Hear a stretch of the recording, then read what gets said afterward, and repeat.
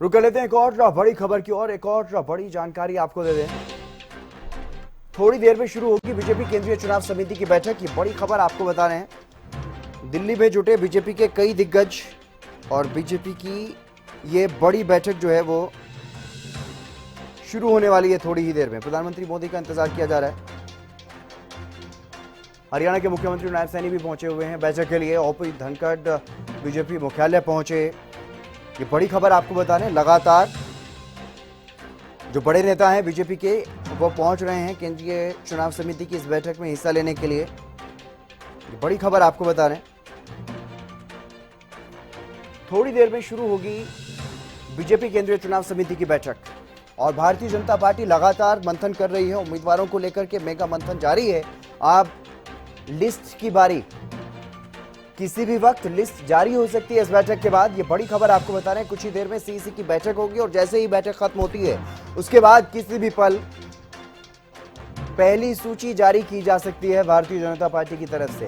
ये बड़ी खबर आपको बता रहे हैं और पहली सूची में कई चौंकाने वाले नाम होंगे। इस तरह की जानकारी भी सामने आ रही है। जैसे ही पहली सूची सामने आएगी उसमें कई ऐसे बड़े नाम होंगे, ऐसे चेहरे होंगे जो चौंकाने वाले हो सकते हैं, क्योंकि बताया जा रहा है कई विधायक और मंत्रियों की टिकट कट सकती है तो वहीं कई पारिवारिक सदस्यों को टिकटें मिल सकती हैं। यानी कि जो बड़े नेता हैं, वरिष्ठ नेता हैं बीजेपी के, उनके परिवार के सदस्यों को भी टिकट मिलने की संभावनाएं इस बार बताई जा रही हैं। तो ऐसे में बेहद अहम है ये बैठक, इसी बैठक में, क्योंकि इस तरह के फैसले लिए जाने हैं और जैसे ये बड़े फैसले होते हैं, नामों पर सहमति बनी तो वैसे ही लिस्ट भी बीजेपी की तरफ से जारी की जा सकती है। ये बड़ी खबर आपको बता रहे हैं। थोड़ी ही देर में बीजेपी की एक महत्वपूर्ण बैठक हरियाणा विधानसभा चुनाव को लेकर के। जो हरियाणा के उम्मीदवार होंगे सभी 90 सीटों पर, उनका एक पैनल पहले से ही हरियाणा बीजेपी की तरफ से तैयार किया गया है। हर सीट पर 2 से लेकर के 5 नाम तक एक पैनल बनाया गया है। हर सीट पर करीब करीब 5 जो प्रबल दावेदार हैं, उम्मीदवार हैं, जिताऊ लग रहे हैं पार्टी के नेताओं को, उनका एक पैनल तैयार किया गया है हर सीट के आधार पर। और वही पैनल आज केंद्रीय चुनाव समिति की इस बैठक में आलाकमान के सामने रखा जाएगा। उसमें से जो प्रबल दावेदार होंगे, जिन पर आलाकमान की मोहर लगेगी, उन्हीं को उम्मीदवार बना दिया जाएगा। और इसीलिए ये माना जा रहा है कि इस बैठक के बाद पहली सूची किसी भी वक्त जारी की जा सकती है बीजेपी की तरफ से।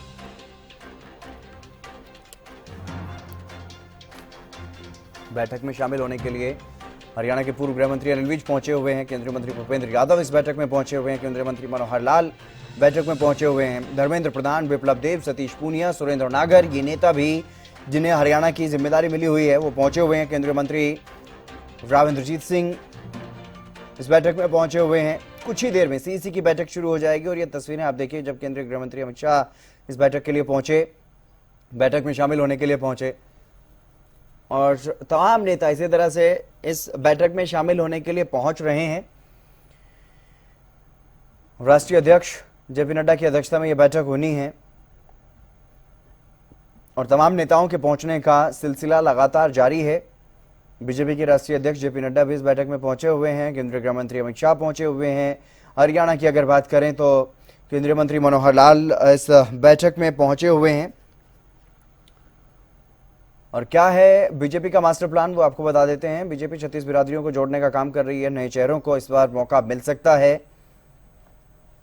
सीईसी की बैठक में टिकटों पर फाइनल मोहर लगेगी।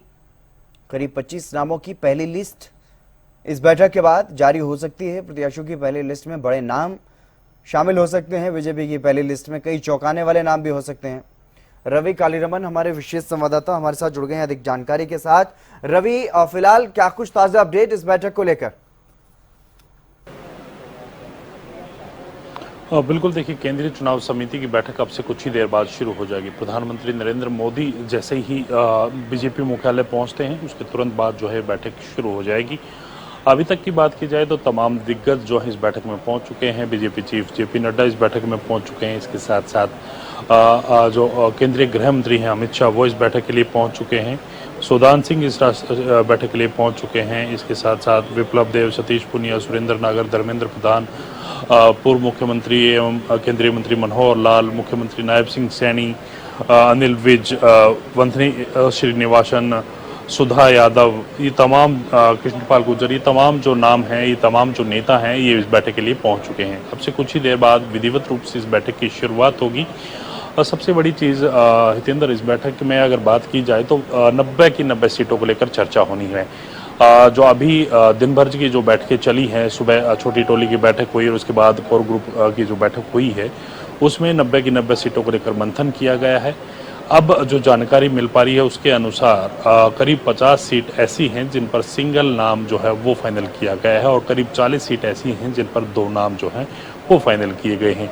वही सूची, वही पैनल जो है अब केंद्रीय चुनाव समिति के सामने रखा जाएगा, यानी कि प्रधानमंत्री नरेंद्र मोदी जब यहाँ पहुंचेंगे तो उनके सामने वो लिस्ट जो है वो रखी जाएगी। फिर उस लिस्ट में जो काट छाट करनी है, किसी को के नाम के आगे चर्चा करनी है, कौन बेहतर उम्मीदवार उन 40 उम्मीदवारों में से हो सकता है, या फिर जो 50 उम्मीदवारों की जो सूची सिंगल नेम के तौर पर आई है उनमें भी किसी प्रकार का कोई बदलाव करने की जरूरत है, तो उसको लेकर भी कहीं ना कहीं बैठक में चर्चा होगी और उसके बाद अंतिम मोहर सूची पर लगेगी। प्रधानमंत्री नरेंद्र मोदी का इंतजार फिलहाल किया जा रहा है। तमाम जो नेता हैं वो कमेटी रूम में जहां मीटिंग होनी है उसमें पहुंच चुके हैं। प्रधानमंत्री नरेंद्र मोदी जैसे ही आते हैं उसके तुरंत बाद ये जो मीटिंग जो है वो विधिवत रूप से शुरू की जाएगी। जी बिल्कुल। रवि, कितनी देर में बताया जा रहा है कि प्रधानमंत्री मोदी यहाँ पर पहुंच जाएंगे इस बैठक में शामिल होने के लिए? अब बिल्कुल देखिए, अलर्ट जो है सुरक्षा कर्मी जो है वो अलर्ट हो चुके हैं। अब से कुछ ही देर बाद जो है प्रधानमंत्री यहाँ पहुंचने वाले हैं, यानी कि मिनटों का इंतजार सिर्फ जो है वो बताया जा रहा है। कुछ ही मिनटों में प्रधानमंत्री नरेंद्र मोदी यहाँ पहुंचेंगे।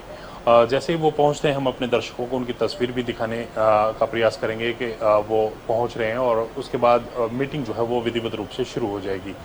बीजेपी की अगर बात की जाए, बीजेपी के इस बैठक को लेकर काफ़ी जोश तमाम राजनेताओं में, तमाम नेताओं में दिख रहा है, क्योंकि तीसरी बार सरकार बनाने का दावा जो है तमाम दिग्गज यहाँ करते हुए नजर आ रहे हैं। ऐसे में कहीं ना कहीं इस बैठक में तमाम 90 की 90 सीटों पर डिस्कशन तो होना ही है। इसके साथ जो पैरामीटर्स हैं उनके बारे में प्रधानमंत्री नरेंद्र मोदी यहाँ जानते हुए नजर आएंगे। क्या आपने जो पैरामीटर्स भारतीय जनता पार्टी के हैं उन पर ही कहीं ना कहीं चर्चा की है या उनको लेकर कहीं ना कहीं कोई बातचीत करी है?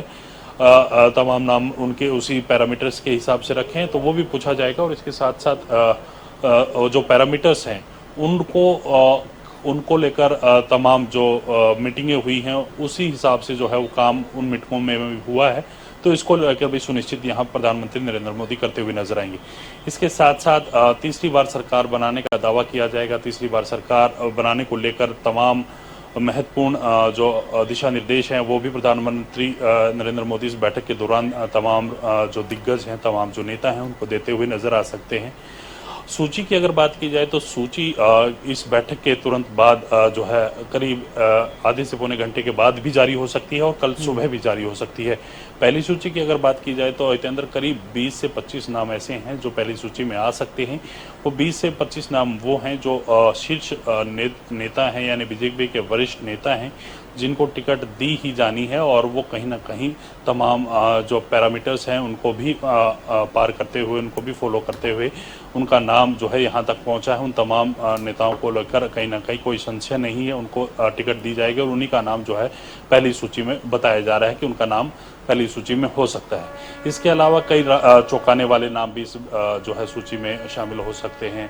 और इसके साथ साथ अगर बात की जाए तो सूत्रों के हवाले से ये भी जानकारी मिली, कई विधायकों की, करीब 2 दर्जन विधायकों की टिकटों पर भी तलवार जो है वो लटकी हुई है, क्योंकि जो सर्वे इंटरनल कराया गया था उसमें तमाम परफॉर्मेंस जांची गई है, किस हिसाब से उनकी परफॉर्मेंस अपने हल्के में काम किया है, लोगों से कितने मिले जुले हैं, लोगों से मेलजोल कितना रखा है। इन तमाम चीज़ों को देखते हुए कहीं ना कहीं इस बैठक में चर्चा की जाएगी और उन तमाम विधायकों के जो तलवार जो लटकी हुई है कहीं ना कहीं उनमें से ज़्यादातर जो विधायक हैं जिनकी परफॉर्मेंस वीक है या ख़राब है तो उनकी टिकट भी कटते हुए नजर आ सकती है। इसी प्रकार से कुछ मंत्री भी हैं, पूर्व मंत्री भी हैं, उनकी भी टिकट कट सकती है। यानी कि मनोहर पार्ट 2 के फर्स्ट सेशन में जो वो मंत्री रहे थे और जब प्रदेश के नए मुख्यमंत्री बने उसके बाद जो मंत्री बनाए गए हैं उनमें भी कुछ ऐसे नाम हैं जिनके नाम को लेकर संशय जो है वो बना हुआ है।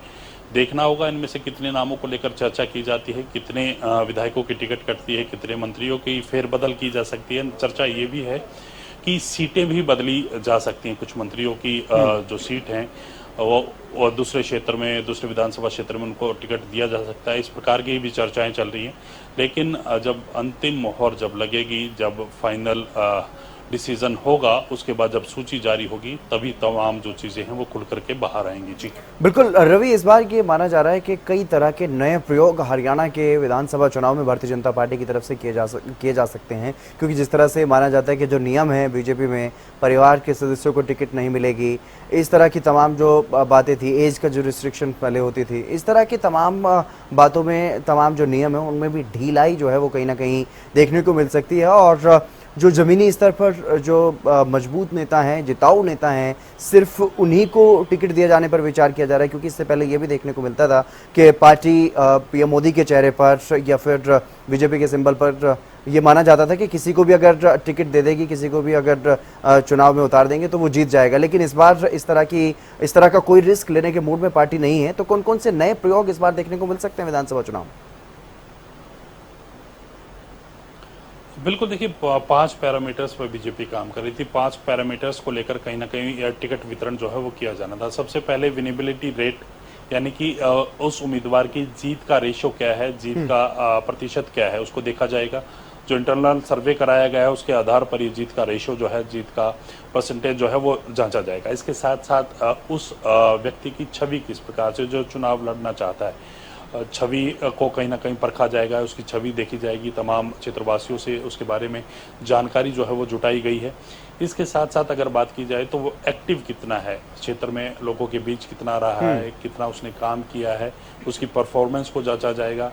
इसके साथ साथ एक फैक्टर जो था 75 पार की उम्र का था, कि अगर 75 से ज़्यादा उम्र का कोई व्यक्ति है, कोई नेता है, तो पार्टी की तरफ से उसकी टिकटों पर कहीं ना कहीं संशय खड़ा कर दिया जाता था, उसको टिकट नहीं दी जाती थी। हालांकि लोकसभा चुनाव में ये तमाम जो फैक्टर्स हैं वो कहीं ना कहीं इनसे भारतीय जनता पार्टी ने परहेज भी किया था। 75 साल की उम्र वाला जो फैक्टर है वो कहीं ना कहीं नहीं चला था। और एक और अन्य चीज थी कि भाजपा ये कहती थी कि एक परिवार से एक व्यक्ति को सीट दी जाएगी, यानी कि परिवारवाद की राजनीति को हावी होने नहीं देना चाहती थी भाजपा। लेकिन ये भी फैक्टर इस बार दरकिनार किया जा सकता है। जो जानकारी मिल पा रही है, कई जो सांसद हैं, कई नेता ऐसे हैं जिनके परिवार के सदस्यों को टिकट इस बार भाजपा दे सकती है, क्योंकि बड़े नाम हैं, बड़े चेहरे हैं। ऐसे में कहीं ना कहीं उन परिवारों के बच्चों को, उन पारिवारिक लोगों को कहीं ना कहीं टिकट देने में कोई गुरेज भारतीय जनता पार्टी को नहीं है, बशर्ते उनकी विनेबिलिटी रेट अच्छी हो, उनका चाल चलन अच्छा हो, उनकी छवि अच्छी हो, उनकी परफॉर्मेंस अच्छी हो। तमाम चीज़ों को जांच कर ही जो है उन नेताओं के बेटों को, उन नेताओं के रिश्तेदारों को टिकट दे सकती है, करीबियों को टिकट दे सकती है। ये 2 पैरामीटर्स हैं। जो 75 साल की उम्र वाला पैरामीटर मैंने आपको बताया हितेंद्र, और इसके साथ साथ परिवारवाद की जो राजनीति वाला था कि पहले एक परिवार में एक ही व्यक्ति को टिकट दी जाती थी, अब ये 2 फैक्टर से कहीं ना कहीं इनको दरकिनार किया जा सकता है, क्योंकि तीसरी बार प्रदेश में सरकार बनानी है। तीसरी बार प्रदेश में सरकार बनाने को लेकर भारतीय जनता पार्टी कुछ एक नियमों में कहीं ना कहीं ढील दे सकती है। जी वहीं सुखबुगाहट तो इस तरह की भी है रवि के, जो सांसद हैं, मंत्री हैं, उनमें से भी किसी न किसी को चुनावी दंगल में उतारा जा सकता है। देखिए हितेंद्र, लोकसभा सांसदों की अगर बात की जाए तो 5 लोकसभा सांसद इस वक्त हरियाणा बीजेपी के पास हैं। जी पहले सांसद की बात करें, केंद्रीय मंत्री मनोहर लाल, वो भी मंत्री हैं। राव इंद्रजीत, वो भी मंत्री हैं। केपी गुर्जर, वो भी मंत्री हैं। 3 केंद्रीय मंत्री हैं। और ऐसे में कहीं ना कहीं धर्मवीर सिंह एक सांसद हैं, वो कहीं ना कहीं जो है केंद्रीय मंत्री नहीं हैं। इसके साथ साथ तमाम दिग्गजों की अगर बात की जाए, नवीन जिंदल हैं। नवीन जिंदल की माता की टिकट का भी जो चर्चा है वो भी चल रहा है कि उनकी माता जी को भी हिसार से टिकट दी जा सकती है। तो कहीं ना कहीं ये तमाम जो केंद्रीय माफ कीजिएगा जो सांसद हैं, जो लोकसभा सांसद हैं, इनके परिवार के सदस्य को तो टिकट दी जा सकती है, लेकिन भारतीय जनता पार्टी इन सदस्यों को कहीं ना कहीं प्रदेश की राजनीति में एक्टिव करने के चांसेस जो हैं वो कमी नजर आ रहे हैं। लेकिन राज्यसभा सांसद जैसे कृष्णलाल पवार हैं, उन्होंने अपनी इच्छा जताई है। कुछ और राज्यसभा सांसद हैं जो कहीं ना कहीं अपनी इच्छा जता रहे हैं कि हम चुनाव लड़ सकते हैं या हम चुनाव लड़ना चाहते हैं। तो इस तरह की चीज़ें ज़रूर हो सकती हैं। राज्यसभा सांसदों को चुनाव ज़रूर लड़ाया जा सकता है, लेकिन जो जानकारी मिल पा रही है, जो चीज़ें कहीं ना कहीं दिख रही हैं, उसके हिसाब से लोकसभा जो सांसद हैं उनके परिवार के सदस्यों को तो टिकट दी जा सकती है, लेकिन लोकसभा सांसदों को मैदान में उतारने के चांसेस बहुत कम हैं। लेकिन आज केंद्रीय चुनाव समिति की बैठक है। अभी इस बैठक में कुछ और लिए जा सकते हैं। क्या इस प्रकार का कोई निर्णय लिया जा सकता है कि लोकसभा सांसदों को भी मैदान में उतारा जा सके? इससे पहले हमने यूपी में देखा, मध्य प्रदेश में देखा कि लोकसभा सांसदों को केंद्रीय मंत्रियों तक, यहाँ तक विधानसभा चुनाव में उतारा गया है। इस प्रकार से कि किसी बात से इनकार नहीं किया जा सकता, लेकिन अभी तक का जो सिनेरियो बन रहा है, अभी तक की जो चीज़ें दिख रही हैं, उसके हिसाब से कहीं ना कहीं जो राज्यसभा सांसद हैं वो मैदान में जा सकते हैं, और लोकसभा सांसदों के परिवार से उनके बच्चों को, उनकी बेटी को, उनके अन्य लोगों को कहीं ना कहीं उतारा जा सकता है। जी बिल्कुल। प्रधानमंत्री नरेंद्र मोदी का जो काफिला है वो भी यहाँ पहुँच चुका है। आप तस्वीरों के माध्यम से दिखा रहे हैं, प्रधानमंत्री नरेंद्र मोदी भी बैठक के लिए पहुँच चुके हैं। आप तस्वीरों के माध्यम से देख पा रहे होंगे कि अब से कुछ ही देर बाद जो है ये बैठक जो है विधिवत रूप से शुरू हो जाएगी हितेंद्र, और तमाम सीटों को लेकर इस बैठक में मंथन किया जाएगा। प्रधानमंत्री नरेंद्र मोदी पहुंचे हैं और विधिवत रूप से अब से कुछ ही मिनटों के बाद ये बैठक जो है वो शुरू होने वाली है। जी बिल्कुल रवि, प्रधानमंत्री मोदी भी अब इस बैठक में शामिल होने के लिए पहुंच चुके हैं, यानी कि अब ये बैठक जो है वो शुरू हो जाएगी। लेकिन क्या कुछ उम्मीद कितनी देर तक ये बैठक चल सकती है? करीब 1.5 से 2 घंटे का बैठक चल सकती है। इस बैठक की अगर बात की जाए तो बैठक में 90 सीटों को लेकर चर्चा भी की जाएगी, फाइनल भी तमाम चीजें की जाएंगी, और लिस्ट सिलसिलेवार तरीके से जो है वो जारी की जा सकती है। पार्ट वाली जो लिस्ट है वो जारी की जा सकती है। पहले पार्ट में 20 से 25 की जा सकती है। पहले पार्ट में 20 से 25 उम्मीदवारों के नाम आ सकते हैं, फिर अन्य दूसरा जो पार्ट आएगा उसमें 30 से 35 आ सकते हैं। इस प्रकार से जो सूची जो है वो जारी की जा सकती है। हितेंद्र, बिल्कुल। रवि, कितनी सूचियों में बीजेपी की तरफ से ये अपनी 90 की 90 सीटों के लिए सूची जारी की जा सकती है? देखिए, अभी तक इस चीज़ को लेकर कोई फाइनल अपडेट नहीं आया कि कितनी सूचियों में बीजेपी अपने 90 की 90 उम्मीदवारों को उतारने का प्रयास कर रही है, कितनी मतलब चरण में, कितनी सूचियों के अनुसार जो है तमाम विधायक कैंडिडेट्स को उतारा जाएगा। लेकिन ये जानकारी जरूर मिल पा रही है 2 से 3 चरण जो हैं वो कहीं ना कहीं इसमें, यानी कि सूचियां अलग अलग बना करके पहली सूची में 25 लोगों को, दूसरी सूची में फिर 25 को, तीसरी में 40 को, इस प्रकार से भी किया जा सकता है, या फिर पहली में 20 को, दूसरी में 30 को, फिर 40 को, इस प्रकार से भी किया जा सकता है। लेकिन वो अभी तमाम चीज़ें जो हैं वो क्लियर नहीं है। लेकिन ये जरूर है कि पहले एक सूची में 90 के 90 के उम्मीदवारों के उतारने का जो चांस है वो काफ़ी कम नजर आ रहा है। बिल्कुल। अब बैठक के लिए प्रधानमंत्री नरेंद्र मोदी पहुंच चुके हैं, और बीजेपी केंद्रीय चुनाव समिति की जो बैठक है वो थोड़ी ही देर में शुरू हो जाएगी, क्योंकि बैठक के लिए सिर्फ प्रधानमंत्री नरेंद्र मोदी का इंतजार किया जा रहा था, और प्रधानमंत्री नरेंद्र मोदी अब इस बैठक में पहुंच चुके हैं। केंद्रीय गृह मंत्री अमित शाह पहले ही बैठक के लिए पहुंचे हुए हैं। बीजेपी के राष्ट्रीय अध्यक्ष जेपी नड्डा भी इस बैठक में पहुंचे हुए हैं, और तमाम जो वरिष्ठ नेता हैं वो पहुंचे हुए हैं। चाहे हरियाणा के मुख्यमंत्री नायब सिंह सैनी की बात करें, या केंद्रीय मंत्री मनोहर लाल की बात करें, केंद्रीय राज्य मंत्री राव इंद्रजीत सिंह की बात करें, पूर्व गृह मंत्री अनिल विज, ये तमाम नेता जो हैं वो इस बैठक के लिए पहले ही पहुंचे हुए हैं।